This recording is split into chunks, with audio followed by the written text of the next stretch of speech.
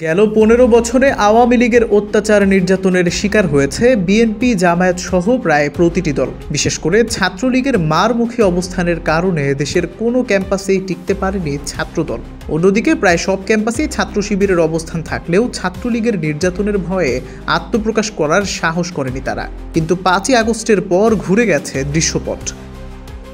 নিষিদ্ধ হওয়ায় ছাত্রলীগ নিজেই এখন আত্মগোপনে। তবে সম্প্রতি ছাত্র দলকে প্রতিহত করতে ছাত্র শিবিরের পাশে থাকার ঘোষণা শীর্ষক একটি ফটোকার্ড দেখা যায় সোশ্যাল মিডিয়াগুলোতে।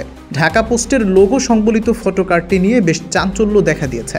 তবে এমন প্রচার সঠিক নয় এবং এমন ঘোষণা দেয়া হয়নি বলে ২১শে জানুয়ারি এক প্রতিবেদনে জানিয়েছে ফ্যাক্ট চেকার বা তথ্য যাচাইকারী প্রতিষ্ঠান রিউমার স্ক্যানার।